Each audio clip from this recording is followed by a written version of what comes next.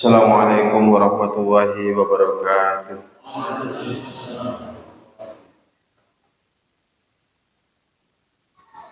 Innal hamdalillah nahmaduhu wa nasta'inuhu wa nastaghfiruh wa natubu ilaihi wa nu'minu bihi wa natawakkalu alaihi wa na'udzu billahi min shururi anfusina wa sayyiati a'malina.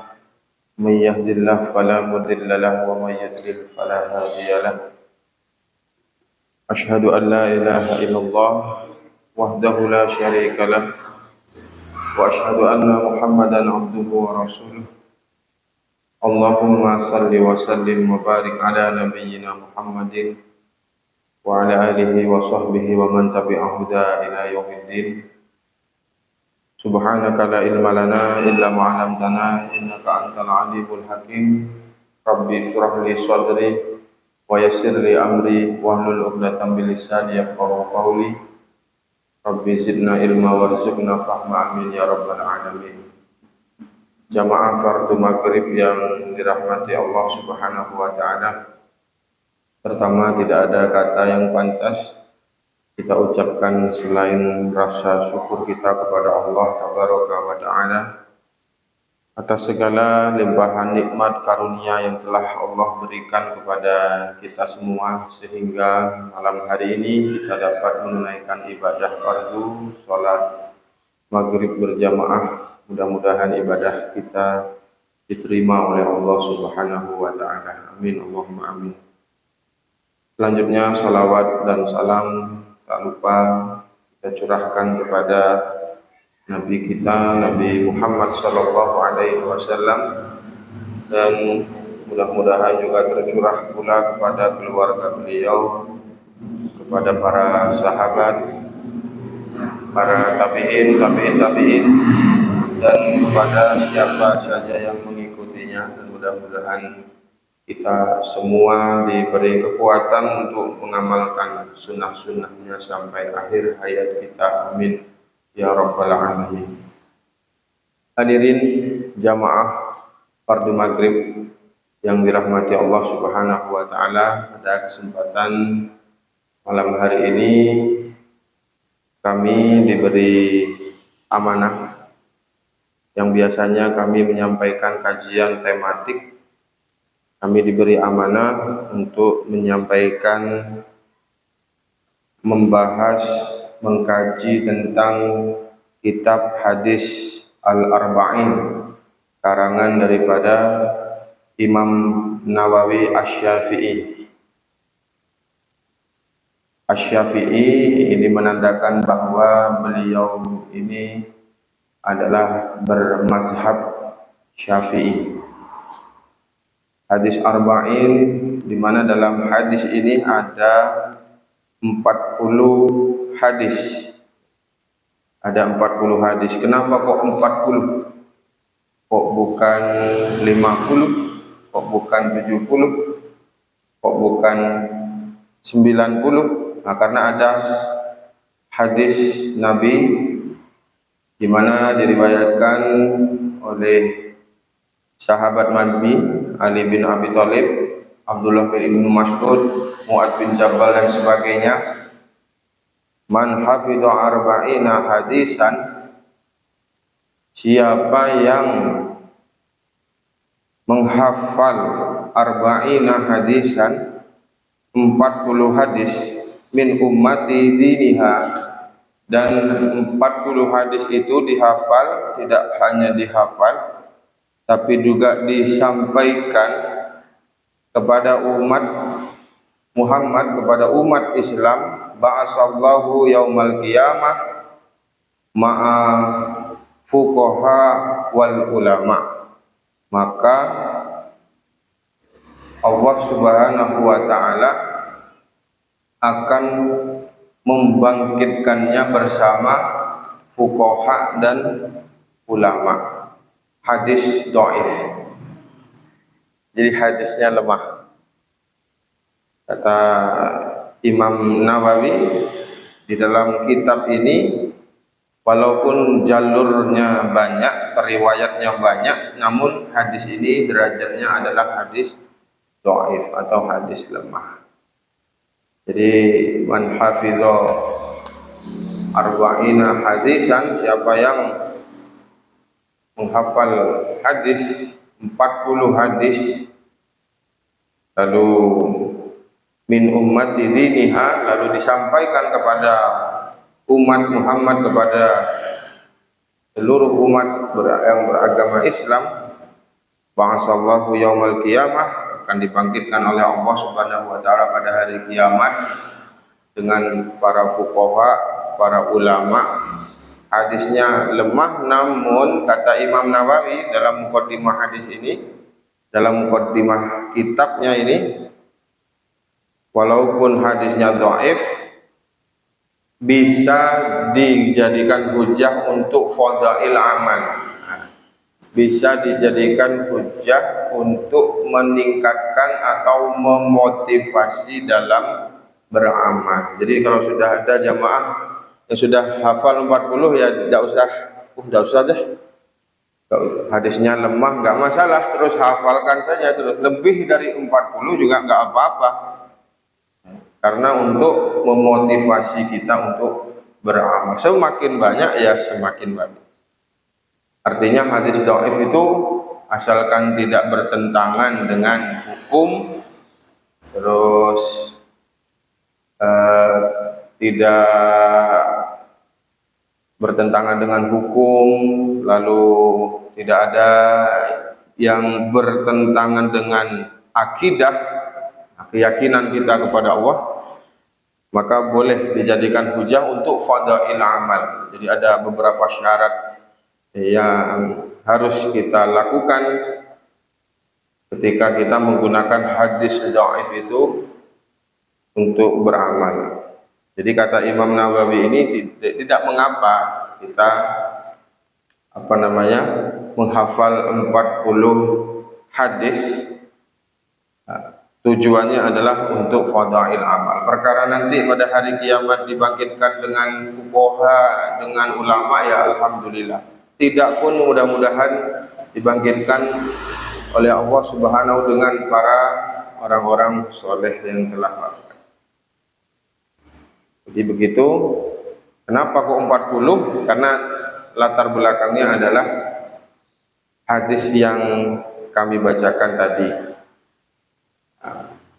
Di dalam hadis ini, di dalam kitab ini ada katanya judulnya arba'in, 40. Tapi kalau dilihat dari daftar isi, jumlah hadisnya itu 42. Kok bisa? Katanya 40 tapi isinya kok 42. Maka maksud daripada al-arba'in itu, jamaah sekalian, maksudnya itu 40-an gitu.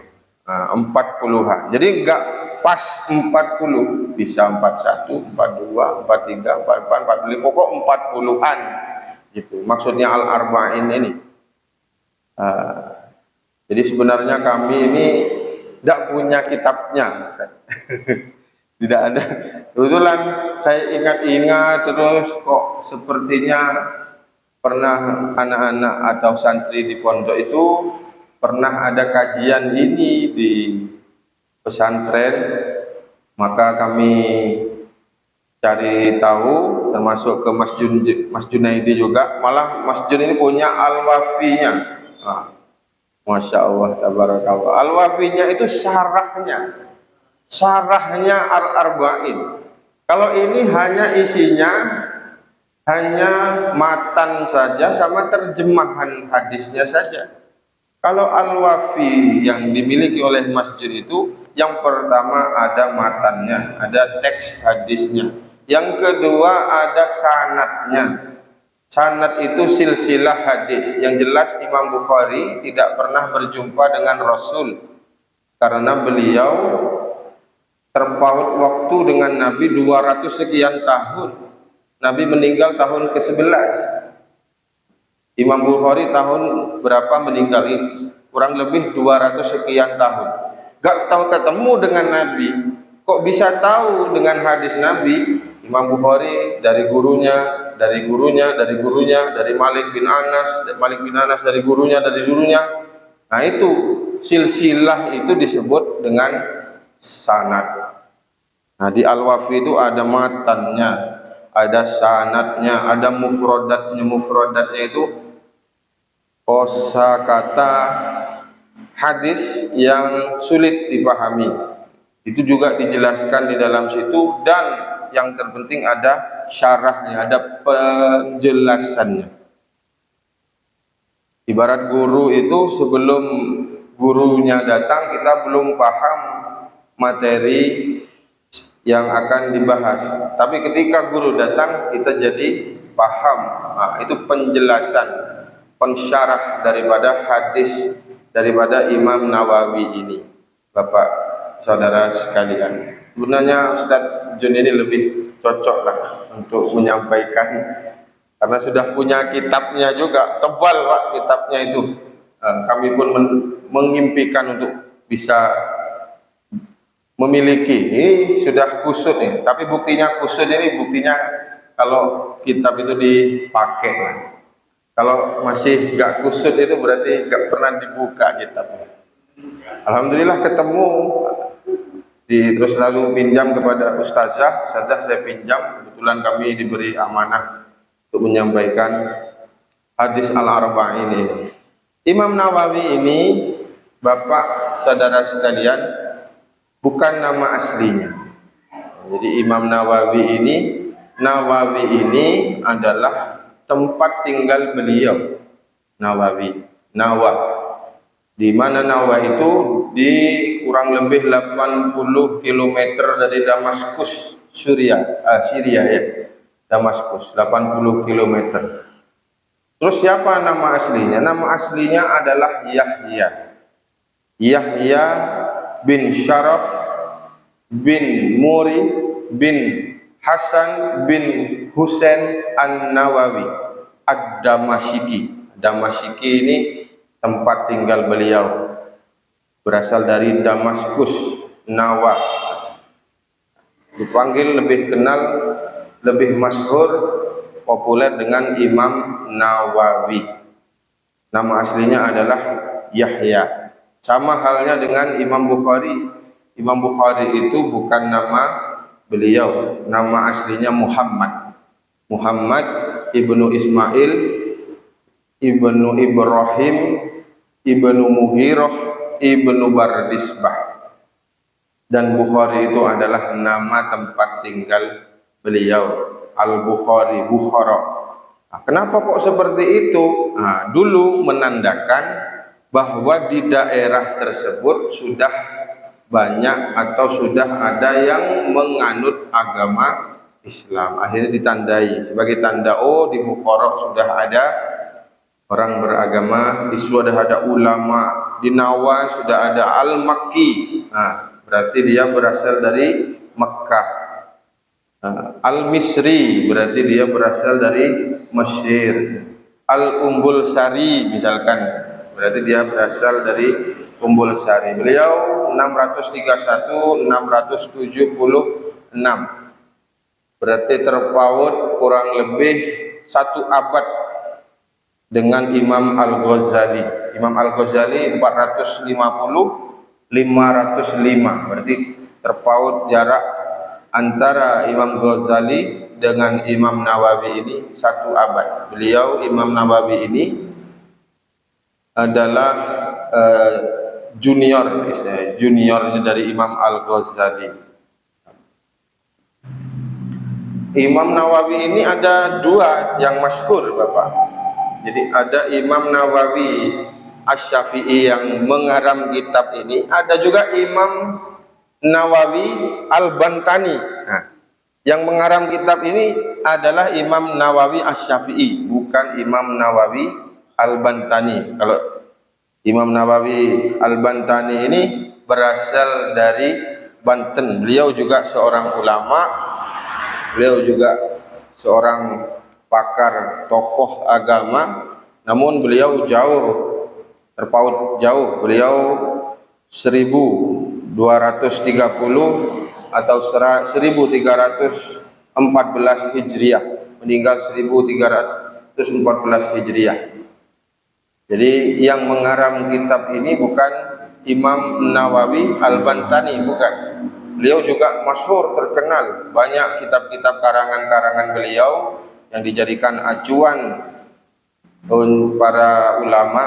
Namun yang mengarang kitab hadis Al-Arba'in ini bukan Al-Bantani, bukan yang dari Banten, tapi yang dari Nawah, Imam Nawawi Asy-Syafi'i. Beliau lahir 80 km dari Damaskus, dari ibu kota Suriah, dan di masa kecil beliau ini memang sudah dididik oleh keluarganya dengan pendidikan terbaik oleh ayahnya Imam Nawawi kecil. Bahkan di dalam rumahnya itu oleh ayahnya disediakan tempat khusus, Pak, untuk Imam Nawawi belajar Al-Quran. Disediakan tempat khusus oleh ayahnya untuk belajar agama, untuk belajar hadis, untuk belajar Al-Quran.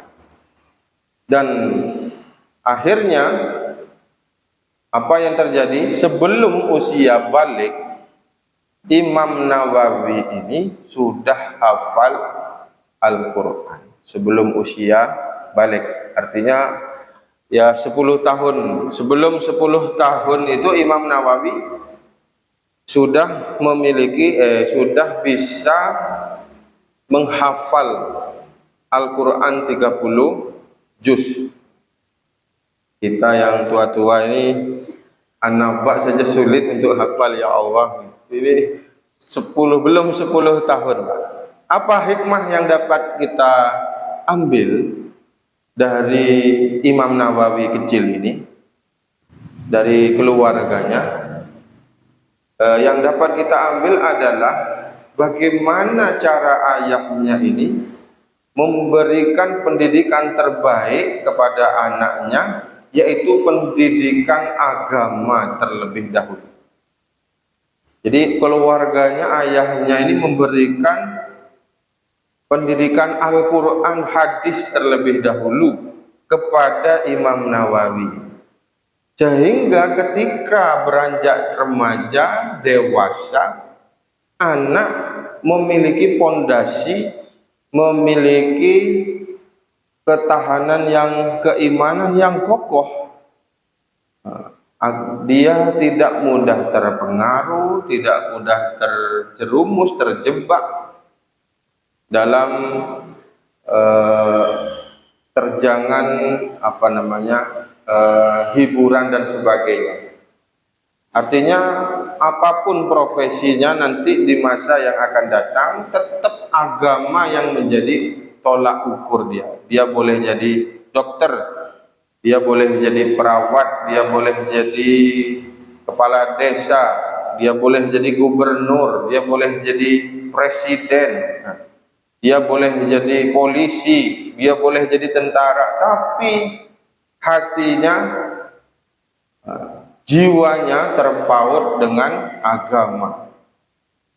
Sehingga ketika menjadi gubernur, menjadi bupati, wali kota, kebijakan-kebijakannya itu kebijakan yang berintegrasi dengan agama.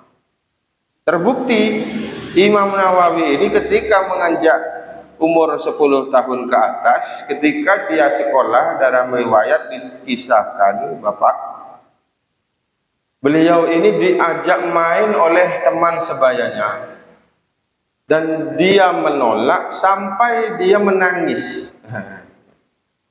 Diajak main, misalkan main leker, sekarang booming lagi main leker.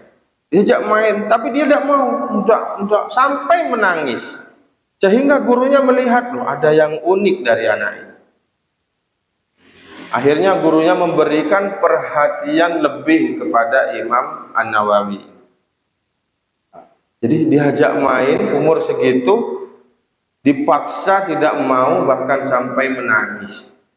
Kalau sekarang jenengan lihat, misalkan ada 5 anak belajar di TPQ misalnya, satu anak bawa HP, main game online, yang 4 bagaimana? Nimbrung, gantian ya, setelah kamu saya ya, setelah kamu ikut terpengaruh dan sebagainya. Kenapa? Karena pondasi kurang kuat, kurang kokoh, sehingga mudah terterjang arus, ikut arus dan sebagainya. Imam Nawawi ini sudah kokoh, sebelum 10 tahun sudah hafal Quran, diajak main tidak mau. Ya. Jadi luar biasa beliau Imam Nawawi Asy-Syafi'i ini, Bapak jemaah.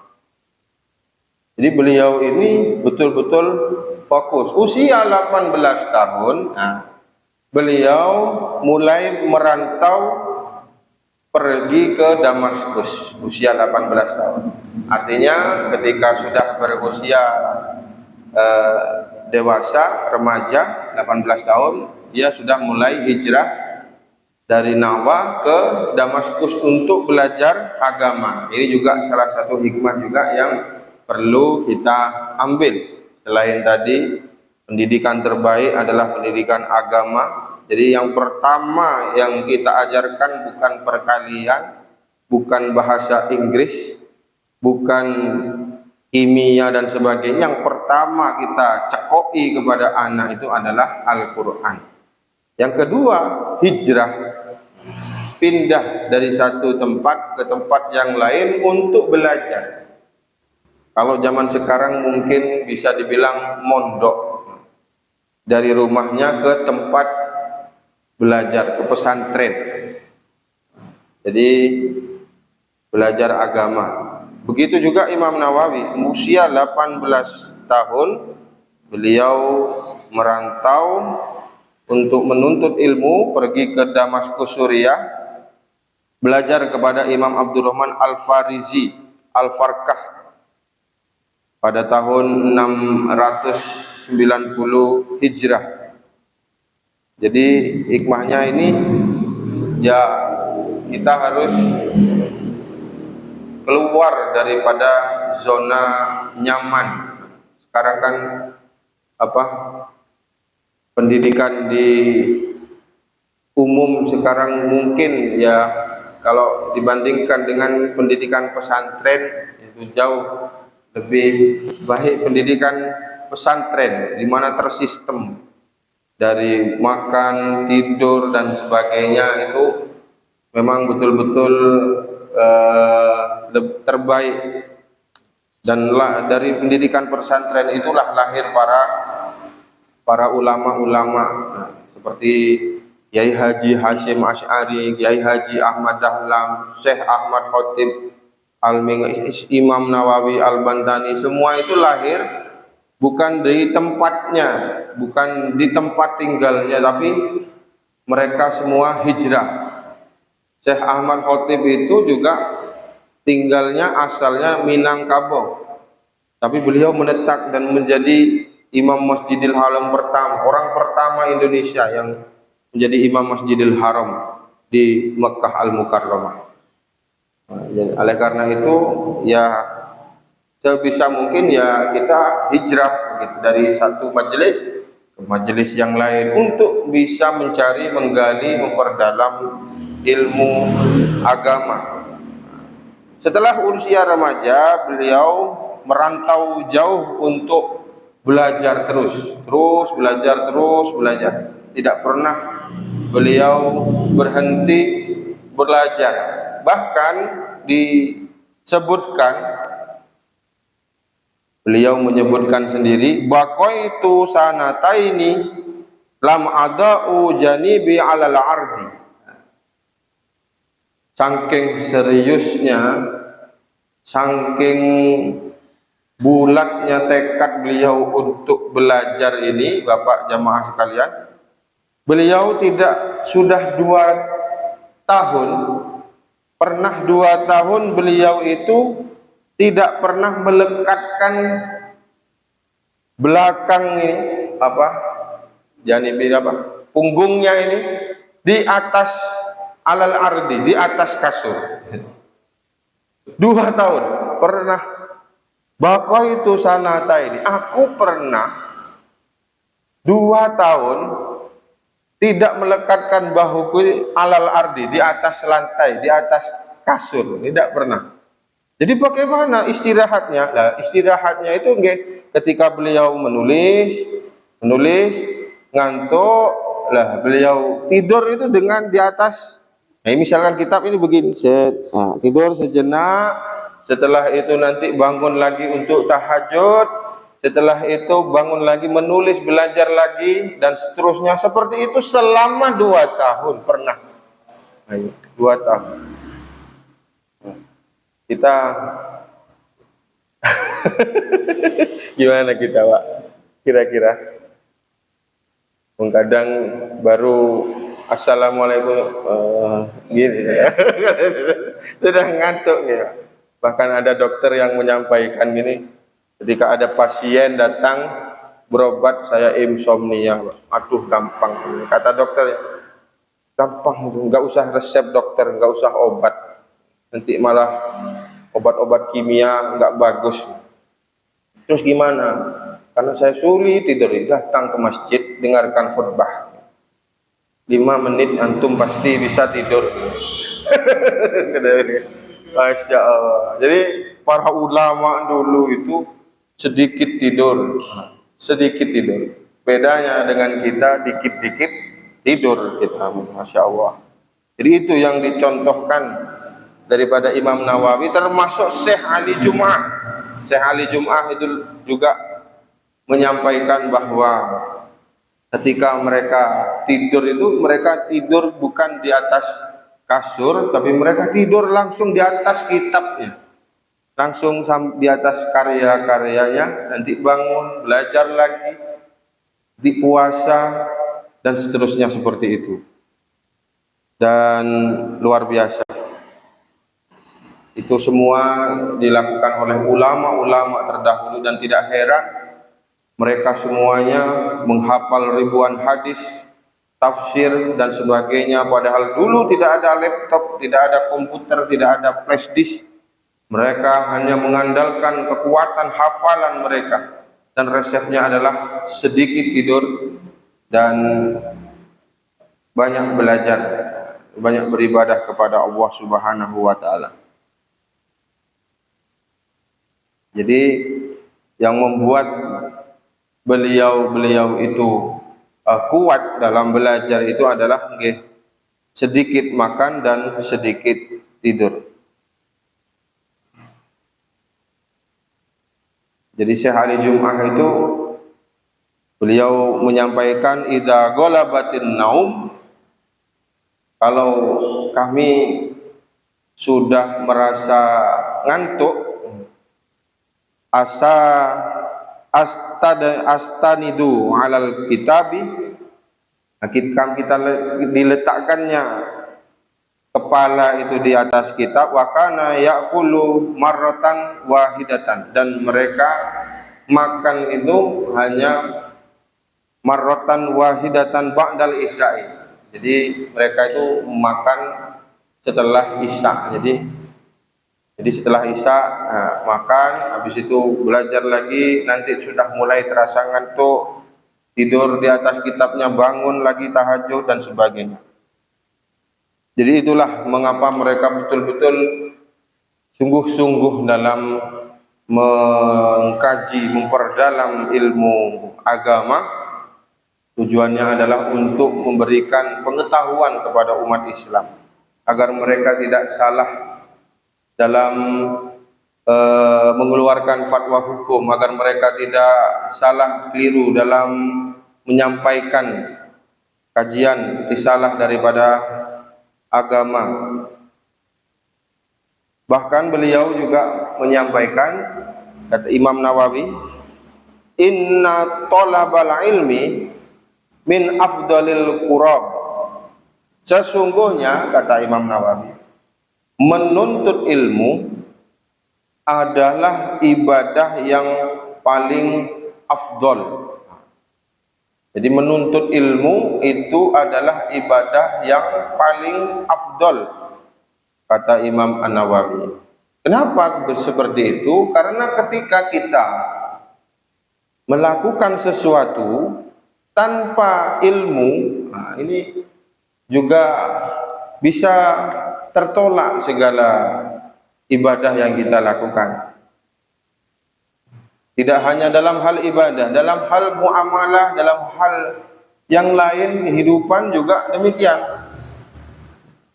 Ketika kita melakukan sesuatu tanpa ilmu, maka yang terjadi amburadul. Jadi seperti halnya bangunan ini dibangun sesuai dengan ilmunya. Ilmunya dokter disuruh jadi arsitek, kira-kira bagaimana? Sulit akan bisa terbangun bangunan yang megah, karena bukan ahlinya. Bahkan Nabi dalam hadis itu disampaikan, idza wusidal ardu ila ghairi ahlihi fantadirus sa'ah, kata Nabi, jika urusan sesuatu itu tidak ditangani oleh ahlinya, fantadirus, maka tunggulah kehancuran. Nah, dari situlah apa yang disebutkan oleh Imam Nawawi, inna talabal ilmi min afdalil qurab, sesungguhnya menuntut ilmu itu adalah ibadah yang paling afdal, merupakan sebuah hal yang sangat benar. Dan saking seriusnya Imam Nawawi ini dalam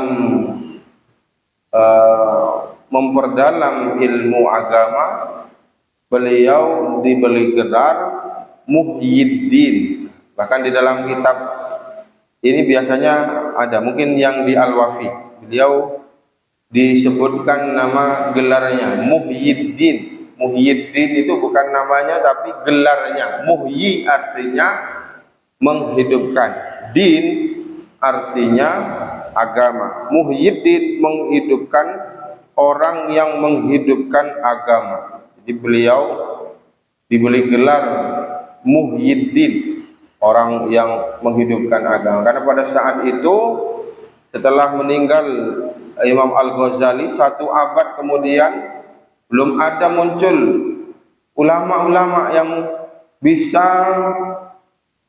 seperti pendahulunya. Lalu muncullah Imam Nawawi ini, yang mana beliau gemar sekali menulis, gemar sekali belajar, sehingga sampai beliau ini diberi gelar oleh orang pada saat itu Muhyiddin, orang yang menghidupkan agama. Setelah itu beliau diangkat menjadi pimpinan di Darul Hadis Asy-Syarafiyah. Darul Hadis Asy-Syarafiyah, dan kitab-kitab beliau sangat banyak sekali, karena beliau ini gemar sekali menulis. Di bidang akhlak itu ada kitab At-Tibyan fi Adabil Hamalatil Quran. Itu di akhlak. Ada juga Bustanul Arifin, ada juga yang populer juga Al-Azkar. Itu karangan-karangan daripada Imam Nawawi. Di bidang bahasa juga ada Tahzibul Asma wal Lughat.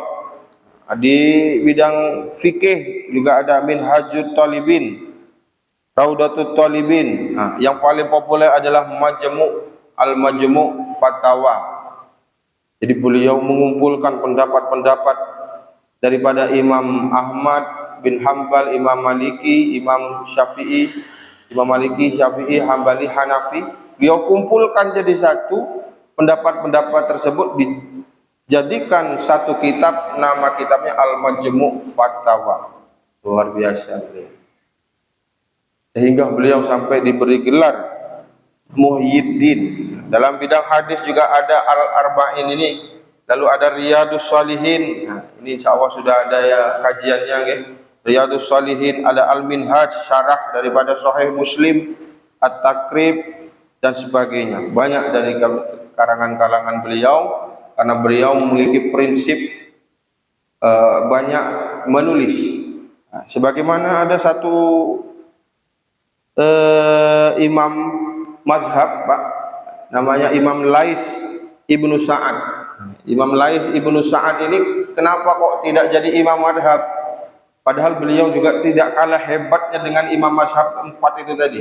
Tapi kenapa dia kok tidak dijadikan imam mazhab? Nah, setelah ditusuli, Imam Lais Ibnu Sa'ad namanya hilang karena muridnya dulu tidak menulis, ya, tidak menulis. Nah, beda dengan murid-murid daripada Imam Maliki, Imam Syafi'i, Imam Hambali, Imam Hanafi. Mereka murid-muridnya gemar menulis. Nah, Imam Syafi'i juga ada muridnya juga banyak yang menulis. Rabi, Murabbi. Setelah 4 abad Imam Syafi'i meninggal, ada Imam Nawawi, dikumpulkan semua pendapat-pendapat, fatwa-fatwa yang dari 4 mazhab itu dijadikan satu, disusun ulang, jadilah kitab Majmu' Fatawa. Luar biasa. Sampai akhirnya beliau pulang, mengembalikan daripada buku-buku yang beliau pinjam. Lalu beliau pun pergi ke Baitul Maqdis. Jadi sebelum pulang ke Damaskus, Syria, beliau singgah ke Baitul Maqdis. Karena beliau ke Mekah sudah pernah, ke Masjid Nabawi, belajar di Madinah juga sudah pernah, tinggal ke Baitul Maqdis. Sebagaimana dalam hadis di Palestina, la tusadur rihal ila salasati masajid. Jadi Nabi menyampaikan bahwa kita boleh rihlah, boleh bahasanya kalau hari biasanya kalau orang-orang, mohon maaf, Wali Songo itu apa namanya, Pak? Ziarah. Ya, ziarah, ya Allah. Ziarah. Nah, jangan ziarah, kata Nabi, illa salasati masajid, kecuali ketiga masjid. Yang pertama Masjidil Haram, Masjid Nabawi, dan Masjidil Aqsa. Dan beliau pun melakukan itu. Ke Mekah sudah belajar di sana lama, ke Masjid Nabawi sudah belajar lama di sana. Lalu beliau ketika pulang mampir sejenak, singgah ke Masjidil Aqsa, dan beliau kembali lagi ke kampung halamannya di Nawa, dan beliau wafat pada usia masih muda, 45 tahun. Usianya boleh muda, Bapak jamaah sekalian, namun umurnya sampai sekarang pun karya-karya beliau masih, nama beliau masih disebut. Beliau wafat pada tahun 676 setelah hijrah. Sekarang 1445 hijrah. Berapa tahun itu? Sampai saat ini kitabnya, karyanya dikaji, disebut terus namanya. Usia masih 45, hanya 45 tahun. Inilah keberkahan daripada ilmu Imam Nawawi Asy-Syafi'i. Dia ada usianya, meninggal di usia muda, tapi berkahnya dia sampai pada ratusan bahkan berabad-abad. Ada umurnya panjang sampai 71 tahun, gak mati-mati itu ada, tapi hidupnya dihabiskan di warung, ini itu dan sebagainya. Akhirnya ketika meninggal terlupakan, tidak ada, tidak disebut, tidak didoakan dan sebagainya. Tapi tidak dengan Imam Nawawi ini, usianya hanya 45 tahun, tapi beliau saat ini seolah-olah masih ada, masih hidup, dan sampai detik ini kita pun mengkaji daripada karya beliau hadis al-arba'in. Jadi beliau pernah berpesan, menulislah, kata Imam Nawawi, menulislah supaya orang di masa yang akan datang tahu bahwa engkau pernah hidup. Jadi menulis, kita harus banyak-banyak mencatat, menulis, buat karya, buat tulisan dan sebagainya, sehingga nanti orang-orang di masa yang akan datang mereka tahu bahwa kita ini pernah hidup di masa yang lalu. Sayangnya orang sekarang gemar menulis, tapi menulis di story WA gitu. Menulisnya di Facebook. Wah, Masya Allah, tabarakallah. Yang mana story WA dan Facebook itu pun juga nantinya bisa hilang, bisa dihapus dan sebagainya. Inilah bedanya kita dengan para ulama dulu. Termasuklah Imam Lais Ibnu Sa'ad itu tadi. Kenapa beliau sampai tidak dikenal, padahal kapasitas beliau sudah masuk pada kategori imam mazhab. Mazhab itu madhab alaihi, karena kedalaman ilmunya, tapi karena banyak murid-muridnya tidak menulis, sehingga nama beliau tenggelam dan tidak dikenal oleh banyak orang. Imam Lais Ibnu Sa'ad beda dengan imam-imam yang lain seperti Imam Syafi'i, ya, di mana beliau juga luar biasa. Usia 10 tahun sudah hafal Al-Quran, sama dengan Imam Nawawi. Usia 15 tahun sudah hafal kitab Muwatta, kalangan daripada Imam Maliki. Suatu ketika beliau berguru kepada Imam Malik, Imam Syafi'i ini, saya ingin berguru, belajar kepada Imam Maliki.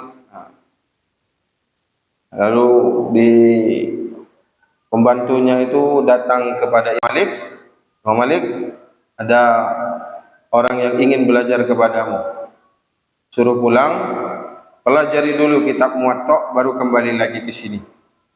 Setelah itu disampaikanlah kepada Imam Syafi'i, Muhammad bin Idris Asy-Syafi'i, dengan disuruh pulang dulu, pelajari kitab Muwatta, sampaikan kepada Imam Malik, Muwatta sudah ada di kepala saya. Waduh, kan enak kalau begitu, Ustaz. Ketika jenengan mau belajar kitab Al-Arba'in ini, belajar dulu di rumahnya, syarahnya ini dan sudah, Ustaz sudah ada di sini semua ini. Masya Allah, kan mudah menjelaskannya nih, tinggal prakteknya nanti. Jadi itulah dari biografi singkat daripada Imam Nawawi Asy-Syafi'i. Beliau nama aslinya adalah Yahya Nawawi. Ini menandakan bahwa beliau ini tempat tinggalnya di Nawa. Kemudian kata beliau dalam mukadimahnya ini, saya melakukan sholat istikharah. Jadi sebelum beliau menulis itu, beliau melakukan sholat istikharah dan memohon petunjuk kepada Allah untuk menghimpun 40 hadis ini. Jadi hadis yang beliau tulis dalam kitab Al-Arba'in ini diistikharai dulu, Bapak. Kita kalau jodoh saja diistikharai saja. Masalah ilmu yang penting asal comot, asal dari sini comot sini, comot sini. Akhirnya yang maudhu pun dipakai gitu. Yang palsu pun dipakai. Malam Jumat bunuh orang kafir dipakai ibadah. Malam Jumat bunuh orang kafir. Itu bil ilmu walau bisin. Menuntut ilmu sampai ke negeri Cina. Padahal Cina sudah banyak yang ke sini, Pak. Ngapain lagi ke negeri Cina? Masya Allah.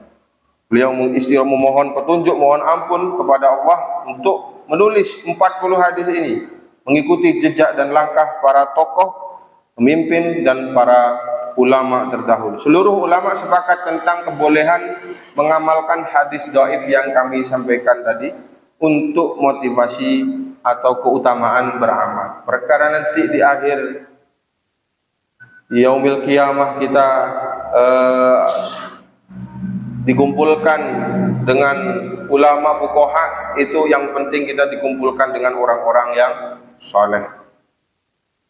Dan saya tidak semata-mata berpegang, kata beliau, dengan hadis dhaif, namun saya berpegang kepada sabda Nabi Shallallahu Alaihi Wasallam yang tersebut dalam hadis sahih, yaitu hadis sahihnya, hendaklah orang menyaksikan atau hadir menyampaikan ajaran kepada orang yang tidak hadir. Hadis riwayat Al-Bukhari, sabda Nabi Shallallahu, semoga Allah mencerahkan orang yang mendengar ucapanku dan memelihara kemudian menyampaikan kepada orang lain sebagaimana ia mendengarkannya. Hadis riwayat Abu Dawud. Jadi itulah dasar beliau menghimpun 40 hadis yang ada di dalam kitab Al-Arba'in. Kemudian di antara para ulama ada yang mengumpulkan 40 hadis di bidang usuluddin. Nah, jadi tidak hanya dalam hadis saja, ada dalam usuluddin, dalam bidang akidah, dalam bidang fikih, jihad, tasawuf, dan ada yang di bidang dakwah. Seluruhnya bertujuan baik. Semoga Allah meridhai maksud beliau, maksud baik para ulama yang menyusun hadis 40 hadis tersebut. Beliau menyampaikan, saya berpendapat menghimpun 40 hadis itulah paling penting dibanding ini semua. 40 hadis tersebut telah mencakup keseluruhannya. Setiap hadis mengandung nilai kaidah agama dan ulama menyebutnya sebagai pusat Islam. Setengah dari nilai Islam, sepertiganya atau yang sama dengannya. Saya menetapkan bahwa dalam 40 hadis ini adalah hadis yang sahih. Jadi kalau dasar mengumpulkan hadis itu, hadisnya dhaif tapi boleh dijadikan hujah sebagai motivasi beramal. Namun yang dikumpulkan dalam kitab ini semuanya hadis sahih. Sebagian besar tertuang dalam kitab Sahih Bukhari dan Muslim. Saya menyebutkan tanpa sanad. Nah, kalau di sini tanpa sanad, Bapak. Tapi kalau di kitabnya Mas Junaidi, insya Allah pakai sanad juga. Silsilahnya sampai ke Nabi, sampai itu. Tanpa sanad agar mudah dalam menghafal dan lebih banyak manfaatnya. Insya Allah selain itu saya menyertakan suatu bab untuk menjelaskan kata-kata yang tersembunyi. Artinya kata-kata yang sulit dipahami, karena bahasa itu ada bahasa yang zaman dulu dipakai tapi zaman sekarang tidak dipakai. Nah, salah satu contohnya napa nggih? Kalau dalam bahasa Jawa itu dulu dipakai tapi sekarang sudah tidak dipakai. Jadi bahasa itu tergerus oleh zaman, kecuali bahasa Arab. Inilah hebatnya bahasa Arab. Seandainya Nabi Shallallahu Alaihi Wasallam hadir di tengah-tengah kita malam ini, kita pun bisa berbicara dengan Rasulullah karena bahasanya tidak berubah. Itu mungkin muqaddimah sebelum kita membahas isi daripada dalam kitab Al-Arba'in ini. Mudah-mudahan kita semua diberi kekuatan untuk bisa istiqomah dan dalam belajar dan mengkaji karya daripada Imam Nawawi ini, dan mudah-mudahan kita semua dengan mengkaji kitab Al-Arba'in ini hidup kita semakin terarah, cahaya senantiasa berada pada diri kita, sehingga dengan cahaya itu kita bisa membedakan mana baik, mana buruk, mana benar, mana salah, mana hak dan mana yang batil. Demikian yang dapat kami sampaikan pada kesempatan malam hari ini. Mudah-mudahan di pertemuan yang akan datang kita semua diberi kesempatan oleh Allah Subhanahu wa taala untuk bisa mengkaji hadis yang pertama, dan mudah-mudahan kita bisa mengambil ibrah hikmah pelajaran dari hadis yang terhimpun dalam kitab Nawawi, Imam Nawawi Al-Arba'in. Terima kasih atas perhatiannya. Mohon maaf atas segala hilaf, salah, baik tutur kata maupun sikap. Atas perhatiannya kami sampaikan terima kasih. Barakallahu fikum. Billahi fisabilil haq fastabiqul khairat. Nasru minallah wa fathun qarib. Wassalamualaikum warahmatullahi wabarakatuh.